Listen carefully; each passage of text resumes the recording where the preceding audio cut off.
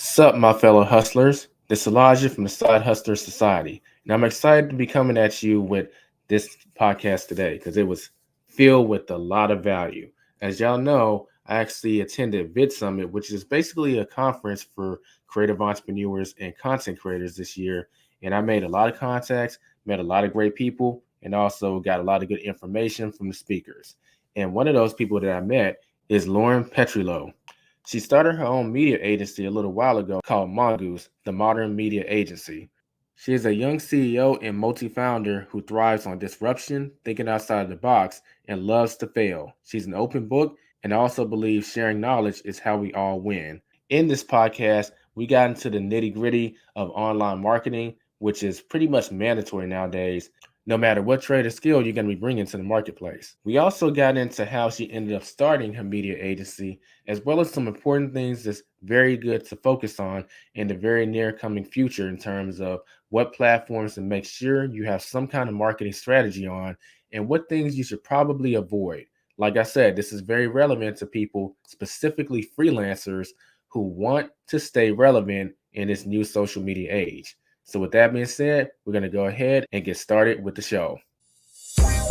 Welcome to the Side Hustler Society podcast with your host, Elijah Bilel. This is where you can find out more about hustles that are best for you. And of course, make more money in the process. Elijah has been in the gig economy and freelance space for over 5 years and has done over 3,000 deliveries on Uber Eats. He's an Airbnb superhost, runs multiple YouTube channels, and is the author of the best-selling book, The Anatomy of Financial Success. It's his mission to empower people with the tools needed to be successful. Now, welcome your host, the king of side hustles, Elijah Bilel.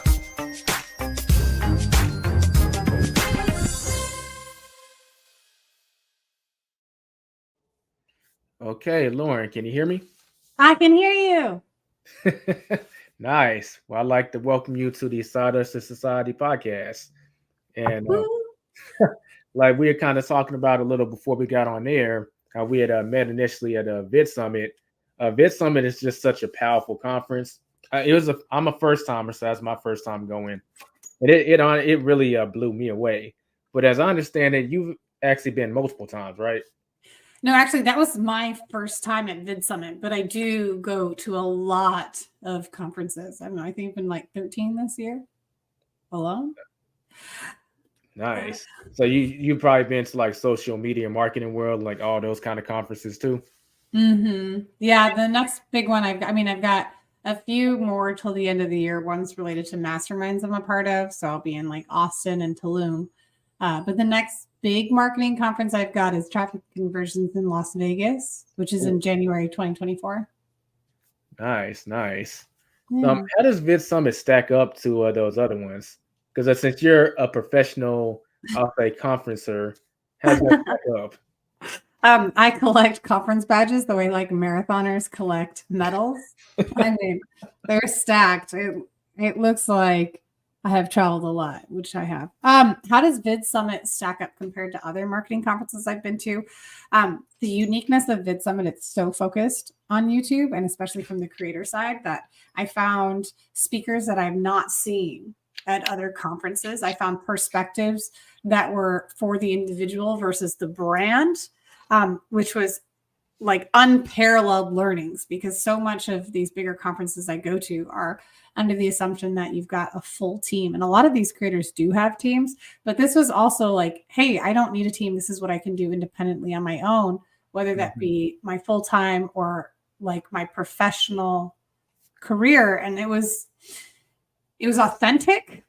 It was fresh. It was immediate. A lot of the conferences that I do go to have the same circuit of speakers. And like, I recognize that I am one of those speakers. But I do find myself hearing a lot of the same content, maybe updated with new numbers.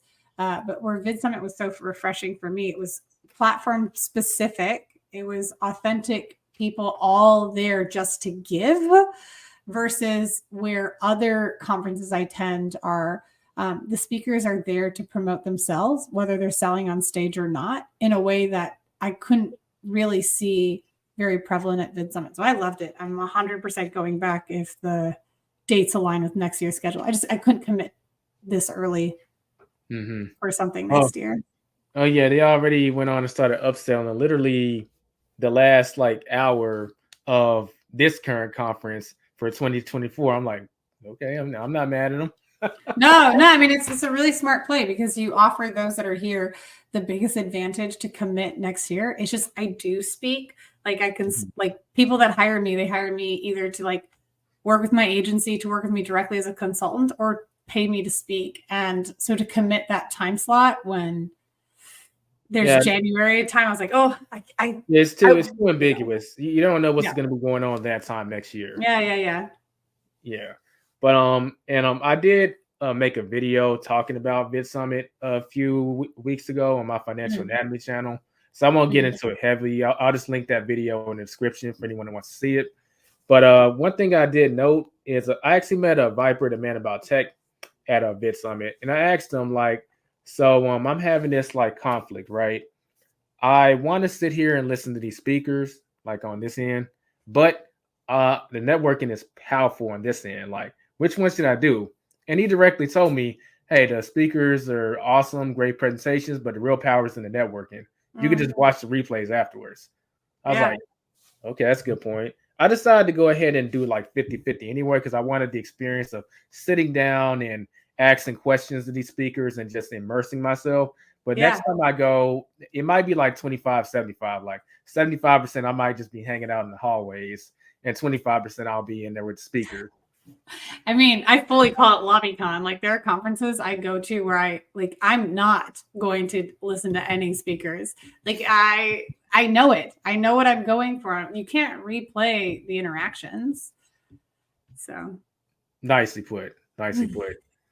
Plus, I don't think I need to speak about the networking too hard because we met at Vid Summit and look at what we're doing.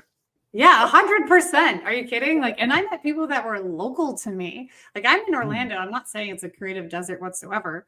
But so many individuals from Orlando are not from Orlando, myself included. So I was like, oh, I can have friends that I get to see outside of flying somewhere across the world to interact with them. Amazing.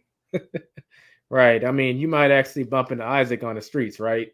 There's a chance that could happen. I can't wait. Like, he doesn't know. I have been creeping his socials and be like, where are you getting boba tea? Like, oh, what are you doing here at boba tea? Oh, strange.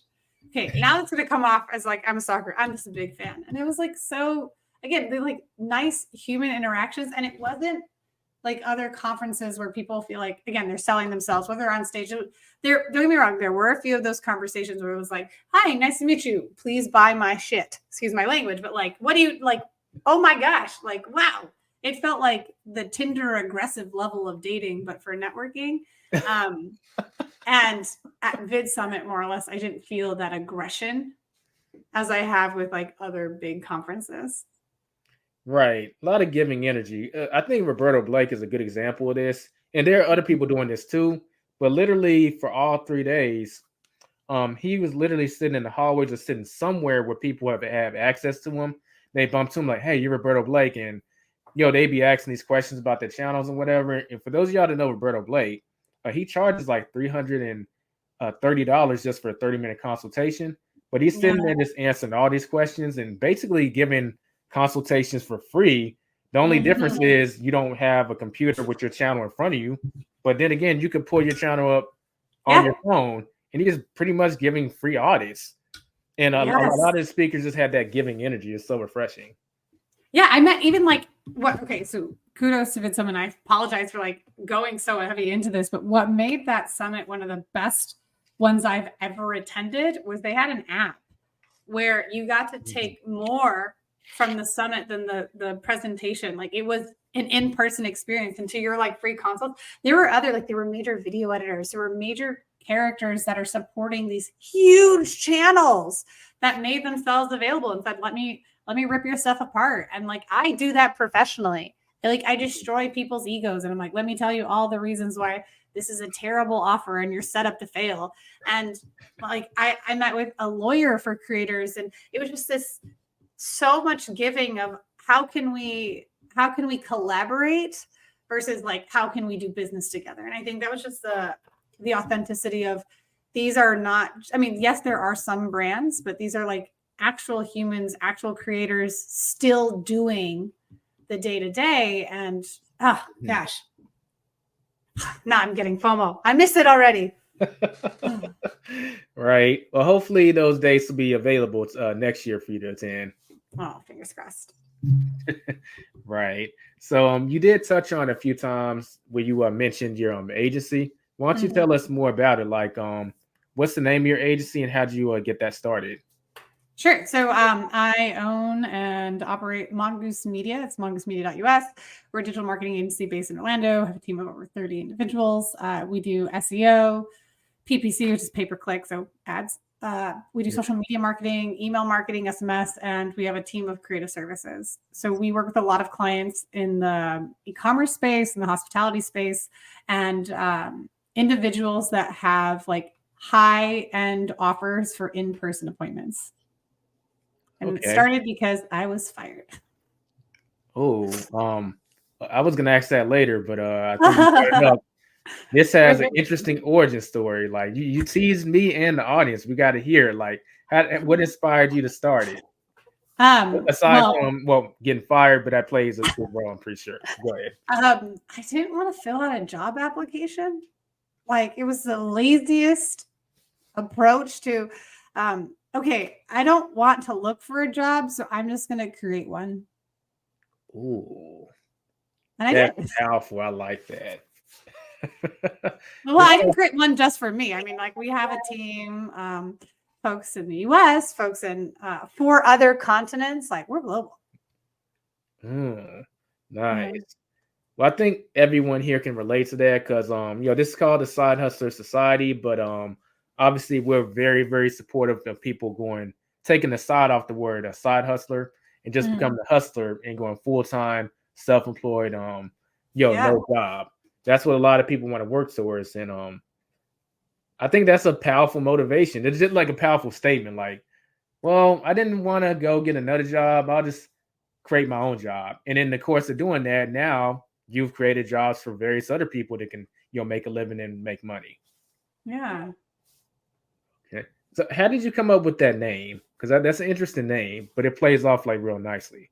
Okay. So Mongoose Media, full credit goes to my brother, Brendan. I wanted to launch Goldilocks Media because I'm blonde and have curly hair and thought, oh, I'll do the marketing that's just right. And he's like, no, that's not aggressive enough. You're in Orlando, Florida. You used to do marketing for the Walt Disney Company and you supported marketing for all these major universities. Don't be Goldilocks. Like this isn't a fairy tale. Like you're going to deliver massive results. And so he knew I wanted an alliteration. So an M and an M if I was going to do something media. And he sent me, this was like after the honey badger had like detrended, like all these videos with like a mongoose was popping up, taking on like 2 snakes at a time, taking on a lion. Like this is small in stature, but impactful by like what they're able to do and achieve. So he's like, look, you're going against these major titans of the industry where you live. And those are the clients you're going after. So, be the mongoose. And also like when I was younger, I would bother him every day to be like, hey, has the Lion King come out yet? Has the Lion King come out yet? So he kept thinking I was like his little meerkat. And fun fact, meerkats are a subset of mongoose. So. Oh, wow. That's a nice tie-in. Yeah. Now I feel like watching I don't know if you watch the YouTube channel called Tier Zoo, but you should check him out. He talks about the attributes of different animals and how they survive in the ecosystem, but he uses video game language. Like this whole thing is like a video game, but by the time you finish watching the video, you've learned so much about this one animal or one type of animal. It's actually pretty cool. Oh my gosh. He sounds like that YouTube creator that the kids like that wears the orange glasses. Do you know who I'm referring to? No, I don't. I don't know. He's got like some bajillion number of subscribers. But he does this channel where he teaches kids about helicopters and about fire trucks and whatever that topic is in a way that the kids digest it. So I'm like, oh, great. There's the adult version where it's video game style. Let's go. Oh, okay. I'm gonna Google that description that you said of that channel and see if I can find it. If it's meant for children, it's stuff that I keep in mind for when I do have some Blippy. Oh, what's it called? Blippy. Blippy? Yeah, I was about to say Billy, but that's the Chinese Google, but it's Blippy, Blippi.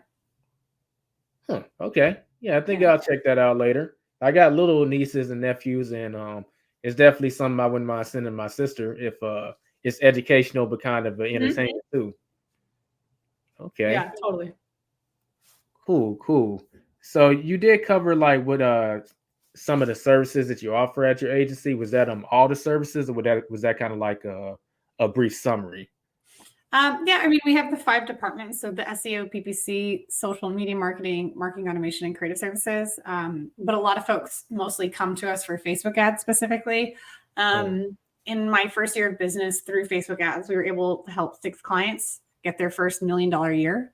Nice. So that cemented a little bit of clout in the industry. And I've been really fortunate to have super great relationships with Meta at large. I mean, there's tens of thousands of employees, but like as a member of their leaders network, I was handpicked to be part of their global innovation community on feedback for emerging new products. I have gotten to be in a book that Meta published. I was in a film that they've won awards for, and like they did a commercial with me in one of my businesses because of that and the intimate visibility I have with Meta. It's where most people come to us. And then when I started my company, like let's be clear, Elijah, when I started and didn't want to look for a job, I wasn't like, hey, Mongoose Media, it's an agency. That means it's an agency, right? With billables and all the things that go with it. It was me freelancing. It was a side hustle. And then I was bringing other friends who I've worked with before into their side hustles. I'm like, let me expand and give you these clients. And it was about 2.5 years of me treating it like a freelancer. Like this was a side gig before I actually became like, hey, this is a team. We have SOP, standard operating procedures. We have these checks and balances in place.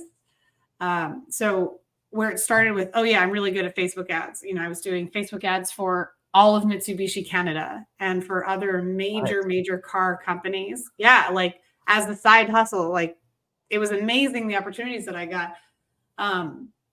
That when I expanded and brought on more people, it was like additional. I was like, yeah, would you like to add avocado to your burrito? Let me add Google ads. Oh, we're running your Facebook ads, but you're not communicating with any of these leads you're bringing in. Let's bring on emails. And so it grew into, now we bulk everything into 5 departments. We call ourselves the Advertising Hospital, which is a registered trademark of ours. And we help clients with like marketing rehab, whether that's they need just, some rehab on their offers, so like full reconstructive surgery. There's a lot that we do, but there's a lot of us. That's why we have a pretty big pack, and I'm proud of them. Interesting. Because the interesting part about an agency is and your origin story is some people just go out to directly start some type of agency, and that's fine. But you started as a freelancer and then transitioned to an agency because I think there's a natural way to transition from you doing this stuff yourself into sometimes it might actually just start as a referral program. Hey, if I send you these people, can you compensate me and vice versa? Until it happens more regularly, then you get the idea of this agency. Let's actually put a structure in place, call it an agency, put the revenue sharing if that's going to be involved, and the checks and balances, and then boom, you got an agency. Yeah, no, 100%. I wish if I would go back to Lauren 5.5 years ago when I created Mongoose Media, I would be like, you need to get on this affiliate stuff better and be stronger with what the referrals are, because I found myself providing referrals and doing so much extra work for no financial incentive other than like, I really wanted to help our clients grow, which was amazing. But I didn't protect myself because I had several clients that sold. They exited a company, sold for more money than they could have imagined. And they were bought by organizations that had full teams to replace me by. But then maybe some of the referrals that I provided didn't have that same fulfillment with the company they were bought by. So they were able to retain the clients. And then I was diminished in the role that I had because of these successful exits. So like going back and just like, hey, make sure you have like established relationships with clear, hey, if I bring you this is what we both expect. Right. Because I was doing too much and protecting the intro that I provided them without any compensation. But I've cleared that up now. Right. Would you say it might be helpful in the beginning stages if you're starting something like this to maybe consult with a lawyer or someone that could give you a framework to set expectations and protect yourself legally? Would you think that would be a good idea? I will admit lawyers are expensive. Every year of my business, I invest more and more with lawyers, and I use the word invest strategically because there are things you want to set up in place. And there's a lot of great lawyers out there. Like we have one client, Legal Launch Lab. They have templates that you can set yourself up. You can buy a template for as little as $250 for your first like contractor agreement, or you can set yourself up with all the pieces you need. But look, let's just be honest. I faced a lawsuit. We came to a conclusion. Everything has been great. Everything happened with lawyers. There's nothing else I can say on it, but other than investing 25 cents today to save figuratively $100,000 tomorrow is worth it. And I will say that when you're in this side hustle component, you can devastate your bottom line, or you can just put yourself to so much risk if you don't protect it in the minorest of ways. I don't think that's a word, minorest of ways. But I wouldn't go full on. Make the word up. Yeah, we're making words up. That's fine. I wouldn't go full in investment and be I need a personal lawyer and all these. There's a lot of good resources. We use Counsel, which is a monthly service. So I send every and any question I have. But I strongly advise you, if you're going into a new area for a new side hustle or into the gig economy, to at least find templates. And if you can, invest a little bit with a lawyer, because then if something were to happen, you can go after their legal insurance, because you've made decisions off of the legal advice that they provided for you. And if you don't have business insurance, I would strongly recommend it. You can get business insurance for as low as $15 a month, and just know that you will sleep better. It's worth it. Just don't get boba tea one time. Get business insurance. If it helps you sleep better at night, why not do it? That's kind of my motto, especially if it's not going to cost that much. But you have the illusion that you think is expensive, right? I pay for I own this home, so I have mortgage insurance, I have health insurance, I have, oh my gosh, car insurance, storage insurance, everything. There's lots of insurances, and those pieces add up. But if you're starting a side gig or a side hustle into a new department, especially if you're going into the freelancing stuff, I thought business insurance was going to be so much more than it actually was. I mean, it scales, it grows with what your income is, but it doesn't start at the $1,000 a month that I had expected it to start at. So look, is all I can say. I've made a lot of mistakes. I've learned a lot more. If I impart nothing on you, when you're exploring and going to a new side hustle, there's a lot of money that can be made. And if you're based in the US or you're interacting with US based clients, there's a lot of risk and loss you can expose yourself to. What you said as far as insurance will scale with your income, I think a lot of people don't actually take that in consideration. They kind of treat the expectation of insurance like rental insurance, where did you need when you rent an apartment? So however much you want covered is how much the cost will be, but it's kind of fixed. But most insurance do depend on your income and credit score and stuff like that. So that means that if you're not making that much money, it's actually not that much to invest in. Right. And if you are making a lot of money, it's not an issue to start with. The peace of mind means more at that point than anything. So yeah.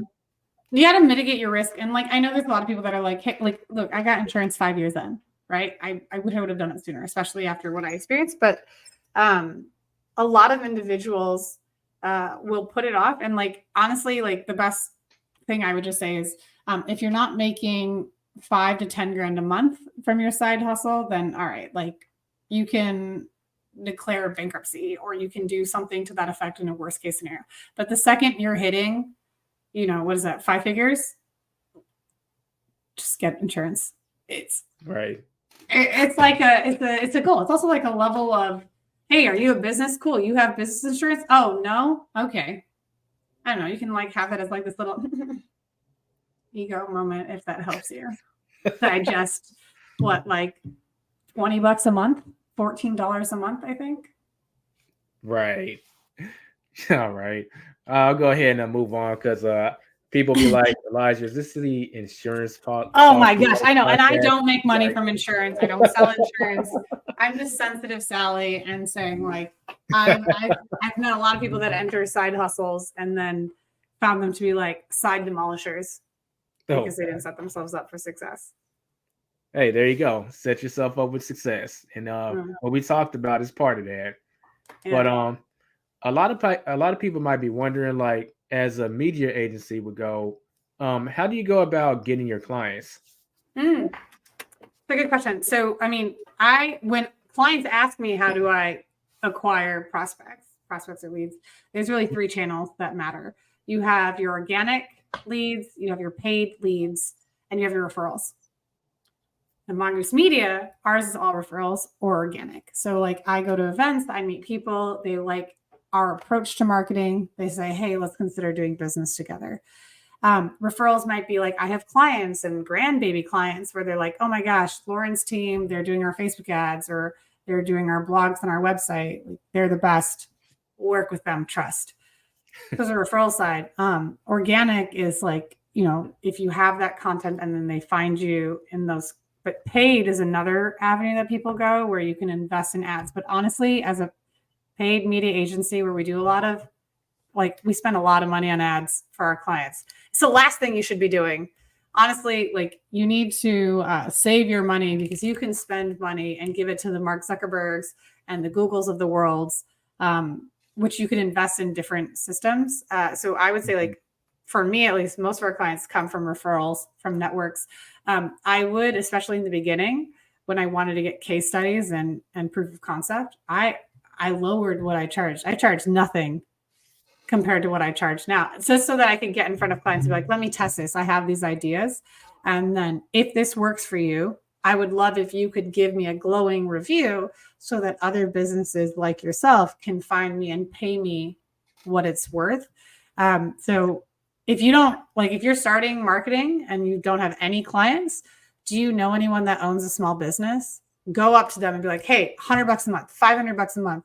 I'd like to test these things for you. I will be working as if you're paying me $50,000 a month, and don't do it for free.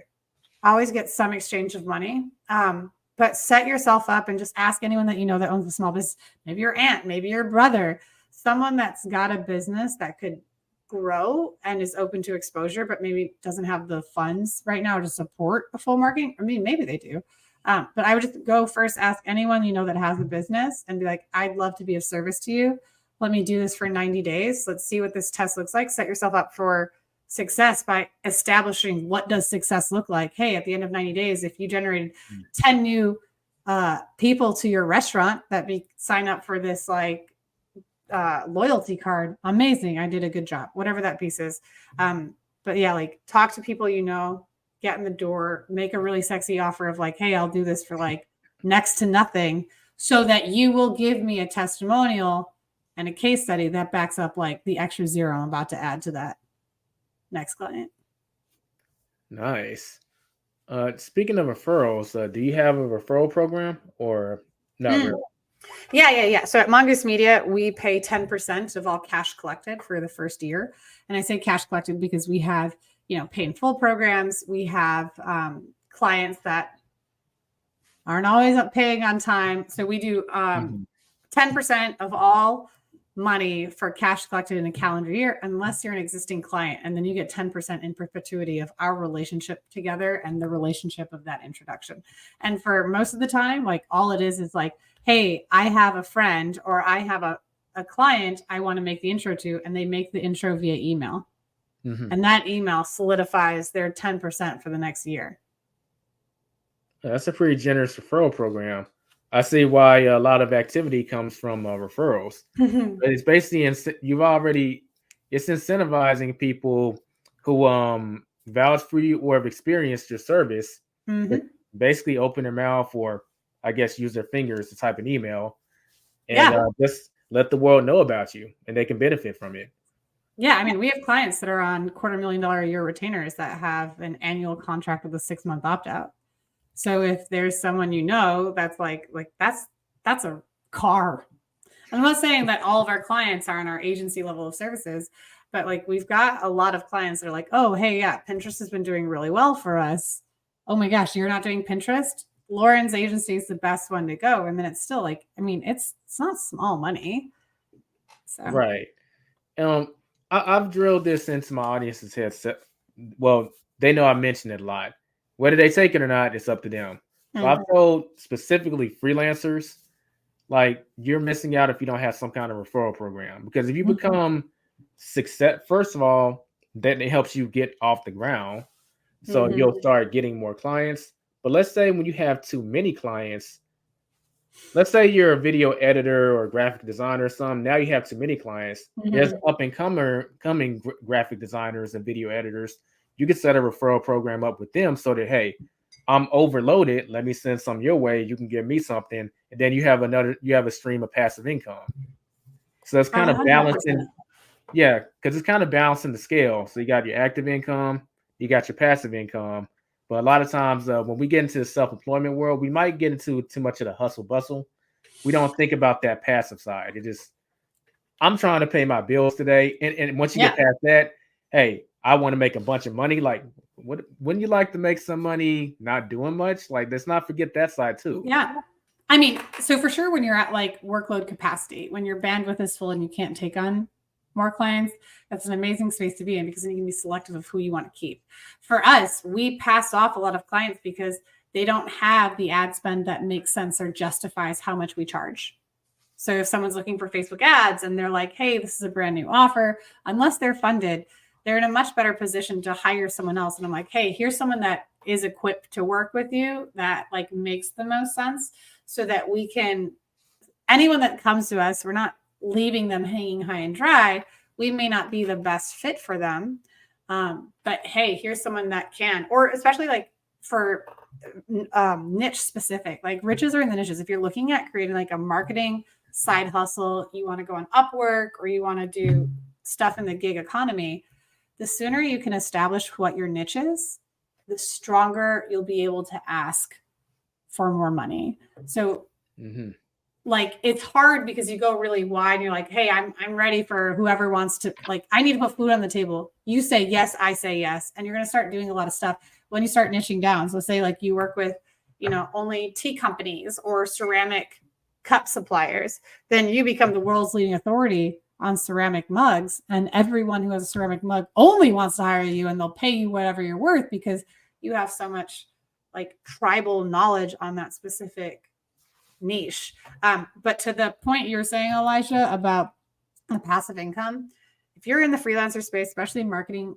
don't sleep on tech passive income. I mean, I'm making the most money the easiest way because we're using software that I've become close relationships with, like with the tech. We make case studies with the software and then we say, hey, this is the tools that we use, copy and paste into your business. And the affiliate money that I earn from tech software referrals, oh my gosh. SaaS, software as a service. Yes, it adds up. You're like, cool.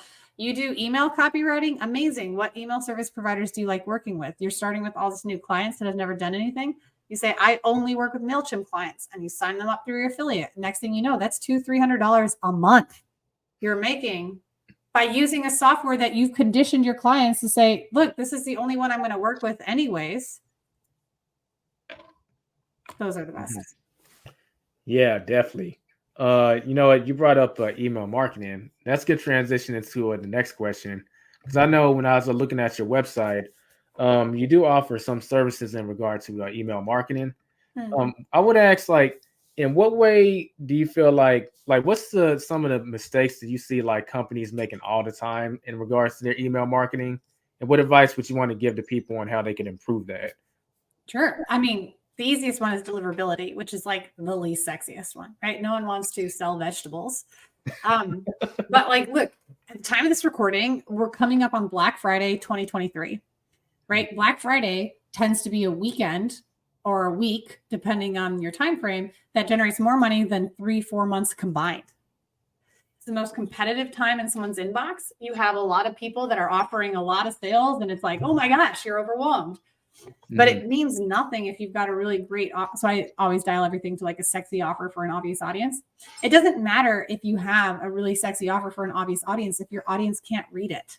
And what I mean by read it is it's not delivered to them. They end up in the spam inbox, or it just doesn't even get sent because it's a soft or hard bones. Or promotion. Deliverability is the biggest mistake that I see people, brands of all sizes. I'm talking like 8-figure brands, not focusing on deliverability. I'm like, oh, come on.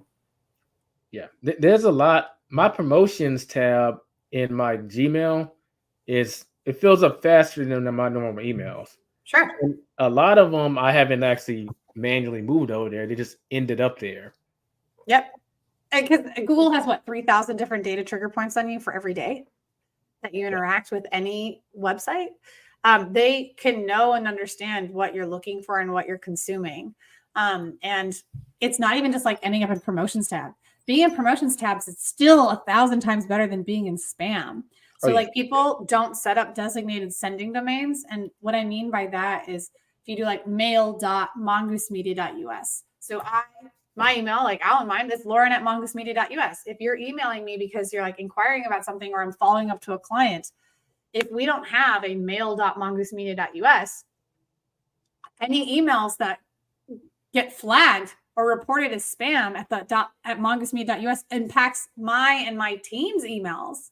So it might even be like work emails aren't going through. So I've seen just a lot of people not set up a designated sending domain, not establish their DKIM and SPF records. And I know I'm sounding a lot of technical stuff, but if you're looking for a side hustle and you want to get into the email space, deliverability is like not competitive. There aren't people that want to go into it. Everyone wants to be an email copywriter. No one wants to do the email technical stuff. And yeah, that's a good point. The way that like policy is going. So if you track, which is what we do a lot, we'll track and see which laws are changing to know like the way that the public is leaning towards marketing laws. And the way I say this, and forgive me if this sounds boring, if this sounds remotely interesting to you, like you're my people, like I totally get you and I geek out about this stuff. If not, bear with me, it's worth the cause. There are 6 states in the United States that if you have over 100,000 customers from, you have to do a double opt-in. If you don't, you're legally non-compliant with those state laws. That was one state like a year ago. So it's just showing that the US, there are more states because we have federal and statewide. States are saying, if you're going to email me, you need to confirm for sure that I opted in by doing that double opt-in. And that has parity or mirrors with what's happening in the UK and Europe. So there you have to, GDPR requires the double opt-in. What does that mean? Elijah, you sign up for mongoosemedia.us. You're like, oh, I want to know the newsletter. The first email you get is like, awesome, you signed up, but you're not on the list until you acknowledge, yes, I want to be on this list. By not doing a double opt-in, you'll get way more engagement and way more open rates, but you're going to have less quality. And when you do that double opt-in, you actually improve your deliverability rate. So it's like this immediate loss, but long-term gain. But anyway, sorry. If you pay attention to those things, deliverability is going to matter. Understanding what the way policy is leaning, like we're coming in an election year, which means a lot can change.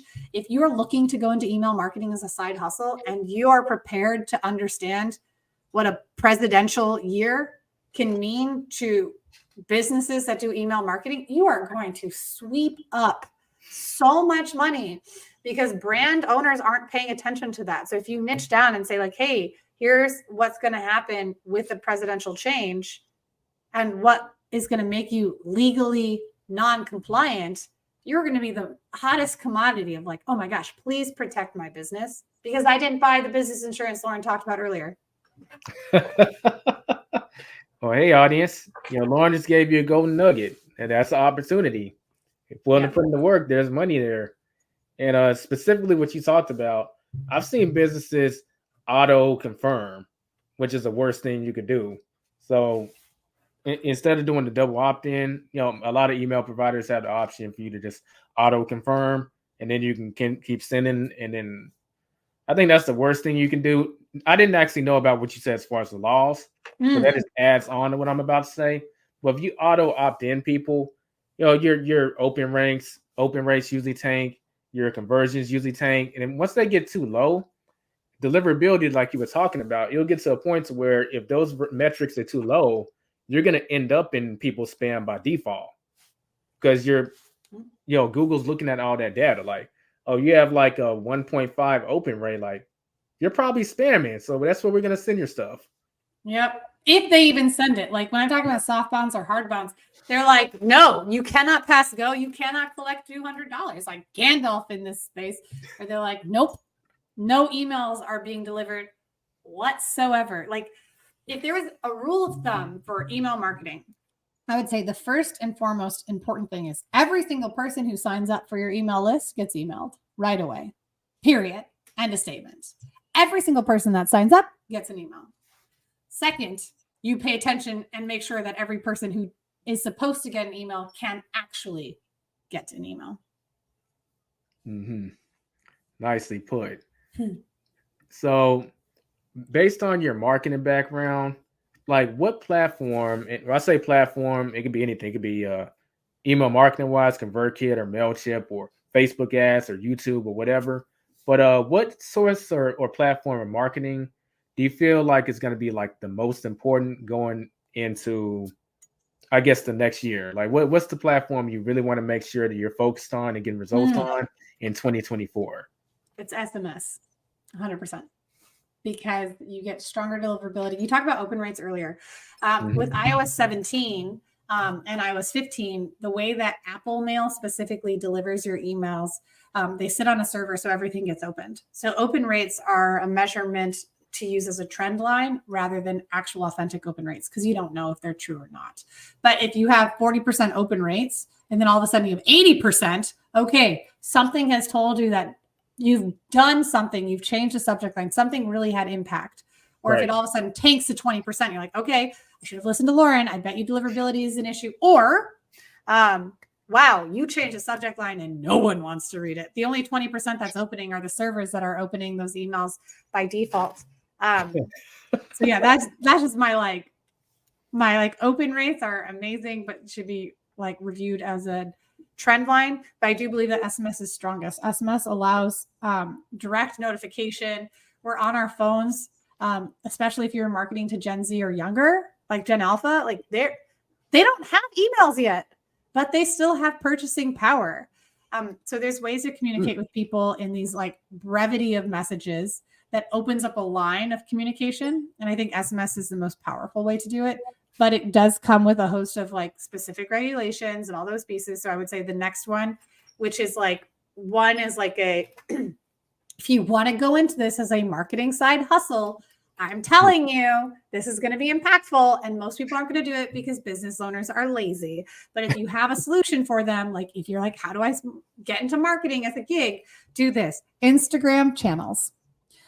Instagram channels allow you to broadcast messages from a creator. So Elijah, you can have your own private Instagram channel. Anyone that's listening to this can get special messages from you on DMs in Instagram, whether it's voice notes or polls or videos or pictures that you get to send to people as if you're DMing them directly in a one-to-many format so that you can have your hyper fans.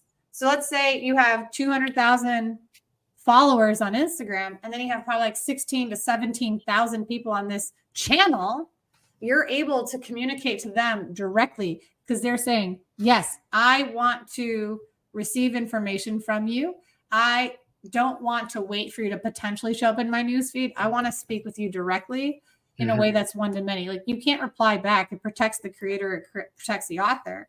But it gives an expanded relationship that people need. Like, do you understand that in 2024, we're going to have consumers that want to become experts on everything? Like people before would just buy something because they were told to buy it. Now it's like, let me read every single ingredient. Hold on. I need to know the history, past, and future expectations of this company. I need to make sure that they politically align with my values. I need to make sure that they're not using sweatshop workers. Like we have the most intelligent consumers ever. And you don't establish a know, like, and trust with them and communicate with them in a way that you can get to know them. They're not going to buy from you. They're going to buy from someone else because you're just a company versus a brand.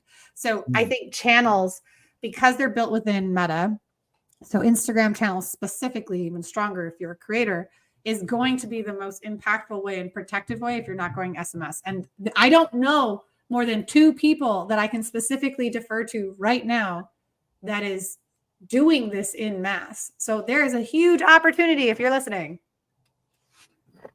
That includes me. I'm not doing it, so I think I'm gonna need to take your advice.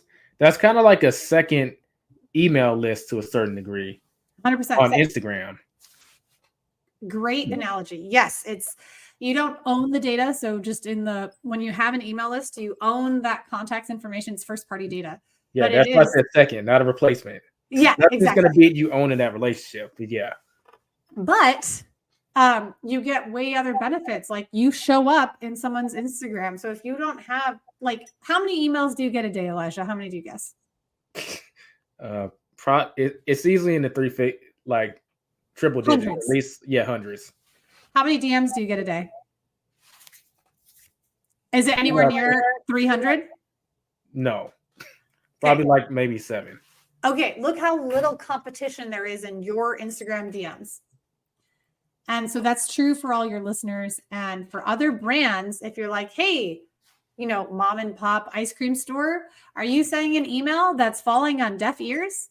They're not opening them. I mean, the open rates say they are, but they're sitting on servers, but they're not engaging. Wouldn't it be great if you could connect with your super fans and you say, hey, if you're already following us, subscribe to our channel and we'll send you every Tuesday what's the new flavor of the week. And then maybe you can have behind the scenes photos. It's almost like private curated OnlyFans for Instagram, but without feet and boobs. I like that analogy. But yeah, that's some good game. I know a lot of people are going to implement that, yours included, me too. Yes. I will say I am sleeping on Instagram because I don't like the platform, but that's not a reason not to maximize it. And at the end of the day, I could just hire someone to do it for me if I really don't want to do it. So, yeah. Elijah, let's unpack that. Why don't you like the platform? I don't like, to be honest, I'm kind of like the anti-millennial. Being on this 24/7, I'm not really the biggest fan of it. So I use social media to make money. But as far as if it requires me to endlessly engage on this device, I don't really like it that much. That's why I love YouTube. I make something and it's just sitting there providing value for my audience and making me money. Instagram, I feel like, and I could be wrong, you can correct me, but I feel like if you're not on here always engaging, posting, and doing the stories and all that stuff, you're going to become irrelevant pretty fast. I don't disagree with you. I think it's exhausting. The demand and command for you to show up to get such little value in return. You're like, cool, I just spent 6 hours on this one post and 2 people liked it and one of them was my mom. Gosh, what a hit to the ego. But for the channels, which is why if you're listening, I'm please, this is a huge opportunity for you to pull as a side hustle. You can set your Upwork profile. Look, go at Instagram channels. If you see more than 200 people in the US or something like that, then I'm not going to eat my shoe because the US is a very large population. But I can't imagine you're going to see the same number of candidates as you will see as email marketer copywriters. For the people like Elijah who don't want a social, this is the way you can do the unsocial of social media. Because Elijah, you don't have to post and make it super publicly visible. You can post whenever occasionally you want to. But on a channel, you can update the channel in a way that's not polished. You can send a voice note. hey channel, just listen to Lauren. She dropped some really strong value bombs for 2024. If you want to get into this new side hustle that I had never even heard about before, you can check out the episode here. Boom, you send it and you walk away, because people can't respond to that channel. They can like it, they can engage it. And because it's sent directly to their DMs, you're going to see way more engagement than on something you spent 6 hours for. And like, your mom can like it as much as she wants, but there's no way you're going to get the same amount of appreciation than you would. It's creating content for your super fans in a way that doesn't demand so much time and attention from you, but delivers on their expectations to be connected to you as a creator. Oh, nice. Yeah, I'm definitely, when you put it like that, I definitely got to tap into it. And audience, if anyone out there is listening, and if you take your advice, I could potentially be a client. I just said I'm not going to spend forever on this app. So I'm just saying, maybe I'm thinking out loud, maybe someone will answer. Do it. Like, you can get an endorsement and be like, look, Elijah, I want your testimonial. I want to show like what I was able to do. Let's set up like what the KPIs are. Before the channel, his engagement was X. After the channel, he had grown a 0 to whatever. Let's say you get only 16 people. That's still like what, a 1,600% growth? That's still a strong KPI. And they're like, hey, I did it for 1. And then you ask the next channel and they'd be like, hey, Elijah, I'll do it for you for $10 for 30 days. I want to test. I don't know what I'm doing. I'm going to make mistakes. Let's see. You get Elijah's testimonial. You build a little case study. Next person, you're going to charge $100. Now you've got 5 case studies. You're charging $1,000 a month for that. Nice. So I do have to ask this question because Lauren, do you play video games? I do. I play this. I try to play every morning, but let's be real, I'm busy. I'm obsessed with the quest right now. I play Beat Saber. Oh. Like it's my passion, but also like Zelda on Switch is, I think, the best game. I love video games. I love games in general. I'm a very competitive person. Played sports in college. Oh, see, I couldn't tell. I couldn't tell you're very competitive. Yeah. Have you so you probably heard of Assassin's Creed, right? Oh, I loved Assassin's Creed. I was a completionist. I was collecting all the artifacts. Interesting use of past tense, loved. So like, you don't care for it now? Oh, I don't have a PS5. Look, and they got to be the same story. Like, how many times am I going to go back into a past self? Yeah, that's true. They are repetitive. But I bring it up because if I don't ask this question, my audience, like Altair, Ezio, or any of the protagonists, would assassinate me. I gotta ask you, like, your media agency, like, how much money does it pull in per month? People want to know, like, about the Benjamins. Sure. We're coming close to 7 figures a year. Nice. I don't count stuff in months. We look at annuals. So our recurrings are that, and that's just from retainers. So the client pieces that we work with. And like, look, when I started, I'll be super transparent. When I started my first year and a half, I was making more and working less. Let's be clear. What I personally took home. Mm-hmm. But like when I say I'm taking home less, it's because I've invested, like now I own 5 companies. Right. So I'm setting up different revenue streams and different components. Like I built my own SaaS program so that instead of just doing affiliate, now I just have affiliate into a whole different revenue stream. So I have affiliate commission and I have revenue. Right. But when I had started, I think I had, what was I? Like the first year, I think I had done like 155 and I was working less than 20 hours a week. Got you. You brought up, well, you didn't make it a point, but I'm just going to point out what you said. You said you only look at annually. Mm-hmm. That's powerful because at least in America, I feel like the way that we're kind of, I won't say taught, we're conditioned to look at numbers. Mm-hmm. It's kind of like a misleading scam. Now, I'm going to give you a great example. We focus on this per hour stuff. And I've covered before in my Freelancer podcast, per hours, you want to get away from that as soon as possible. Start charging per result. Because you can finish, you're not incentivized to finish something faster and efficiently if you're getting compensated per hour. You're actually decentivized to do that. Well, if you finish it faster, you're penalized. You make less money. So start charging per result. You get better at it. You can do it faster. You can get more clients. But I bring that up to say that get out of looking at things per hour And then you start looking at things on an annual basis. If you can't do annual, you can do monthly. But like the closer you get to annual, the more you'll realize exactly where you stand financially. Then you can make the adjustments you need to reach your higher goals. Like the best story I can tell is when I was in my early to mid 20s. This is before I quit my job and became self-employed. Before I got promoted to Amazon, I used to work at Whole Foods and Amazon. Mhm. And at the time, it was like 65 to 70 hours a week. And I was making like $12 to $13 per hour each one. And my girlfriend also worked at Amazon. So I had to drop her off after all that every single day and only got like one day off. And one day I just looked in the living room, actually did the math on how much I'm making. It was like $35,000 a year.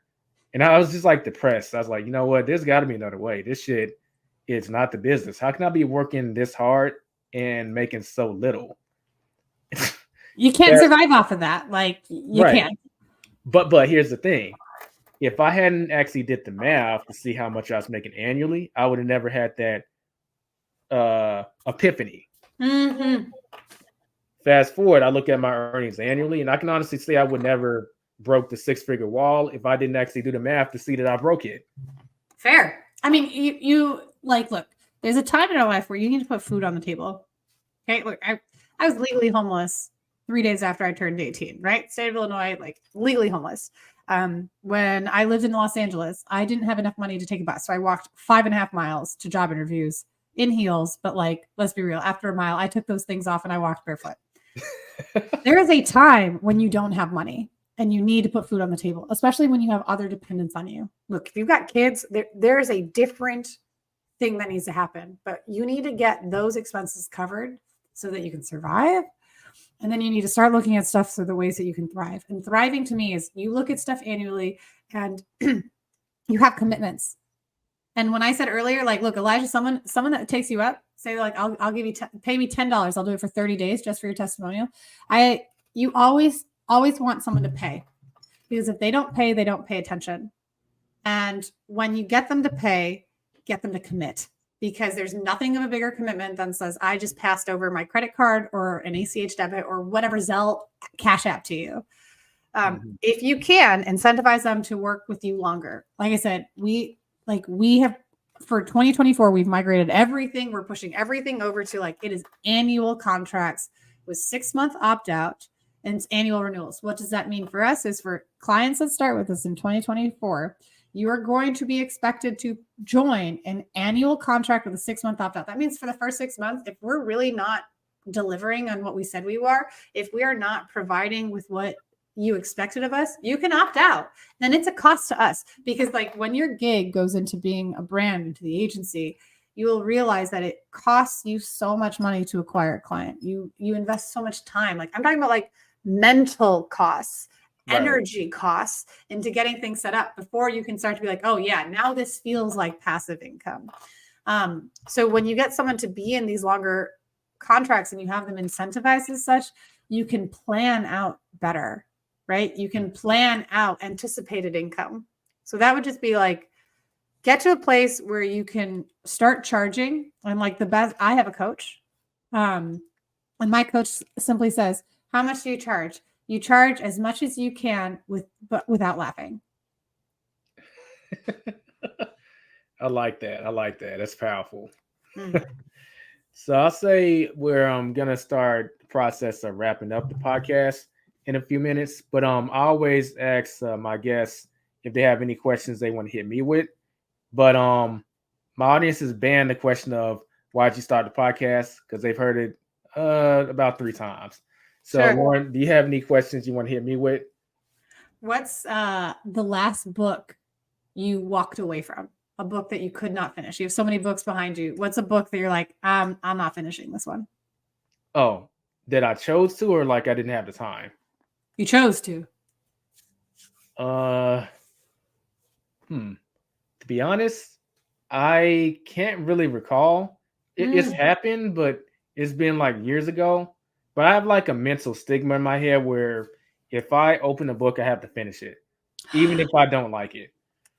Now, that doesn't mean I'll generally reread a book 2 or 3 times.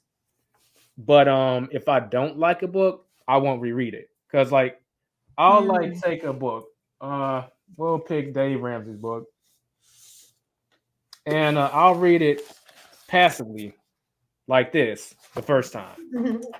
And once I read it and get the intent of the author, then the second time I go through with my highlighter, I make my notes and get away my takeaways and all that. Yeah. If I don't like something or I don't see like that much value in it, I won't do that actually studying of the book. Sure. You're skimming it, speed reading through. Yeah. So unfortunately, I can't recall a book that I haven't finished in quite some time. But it's because I have that stigma that I have to finish a book. Like I'll literally, we talked about video games. I like to play video games. If I've started on a book, I'll ban myself from like touching my PS5 or my PS4 until I finish the book. Yeah. But yeah.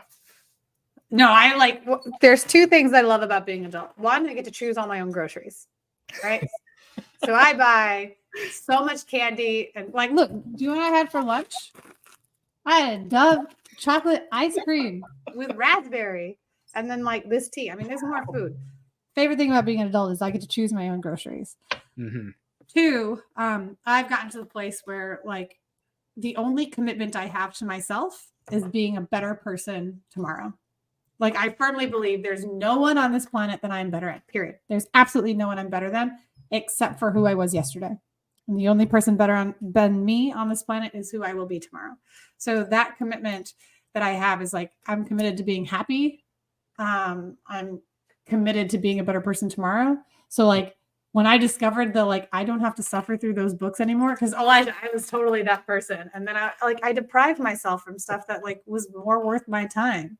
And that really happened with the shift of going from a freelancer to an agency owner to having the ability to pick and choose who I want to work with and being able to defer clients to individuals that can take it on. Like it's hard for us to work with startups when they don't have the money, because you have resources. You either have time or you have money.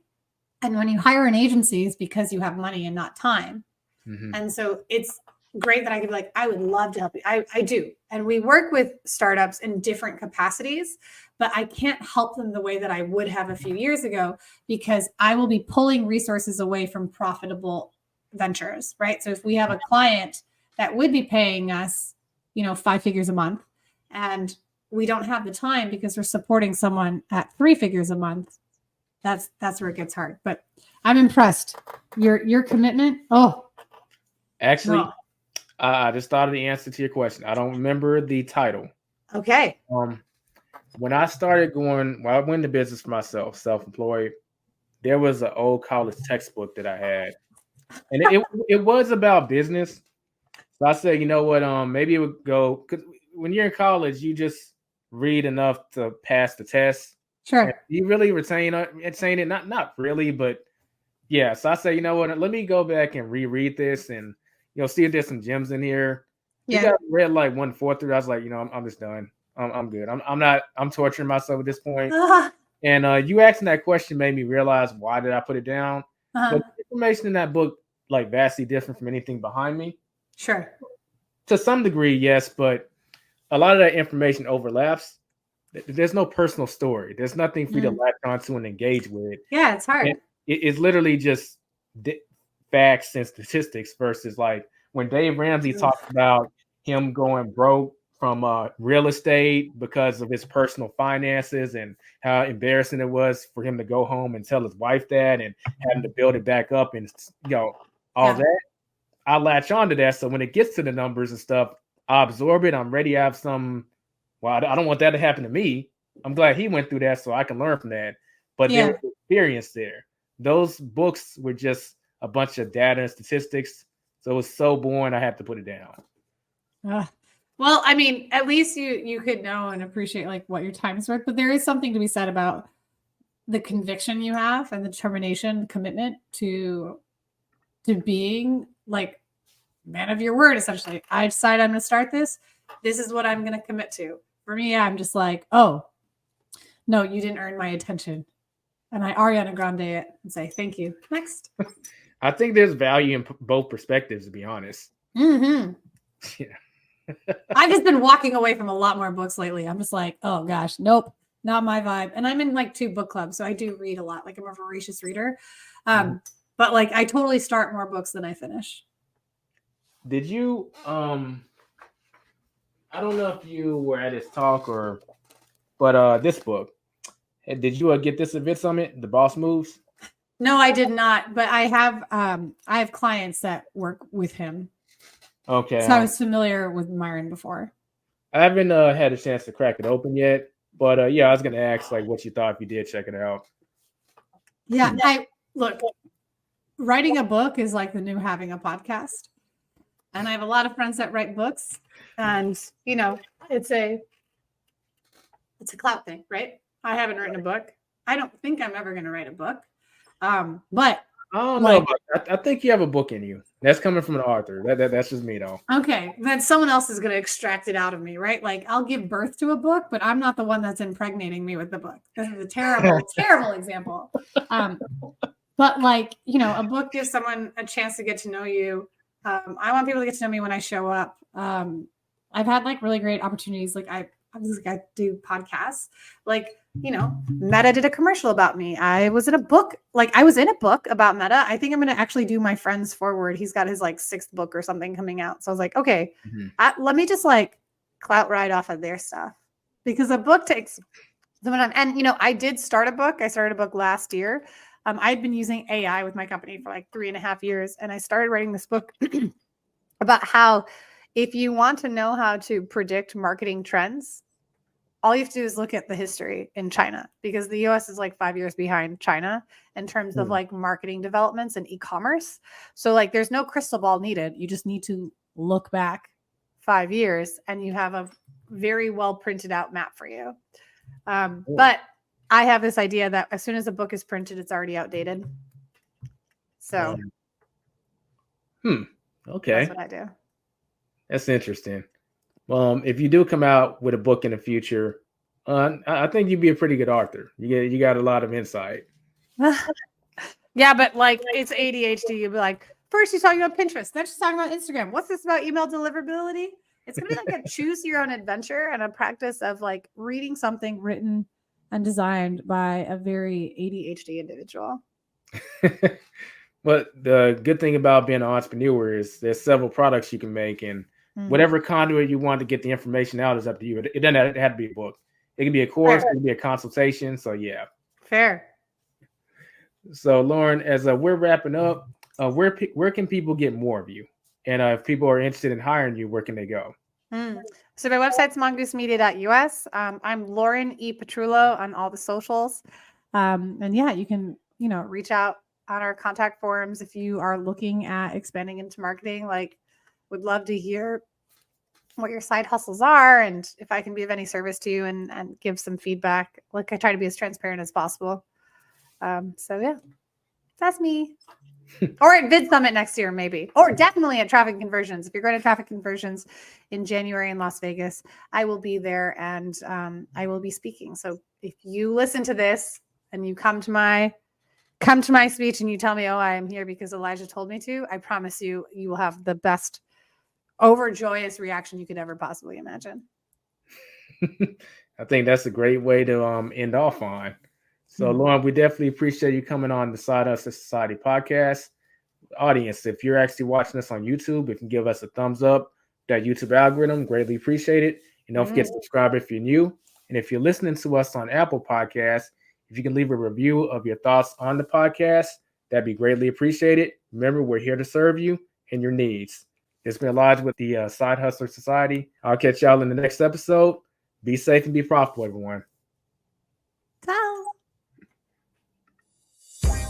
This episode may be over, but your hustling journey has just started. Visit thesidehustlesociety.com to access all links and resources mentioned in the show that will help you on your hustler's journey.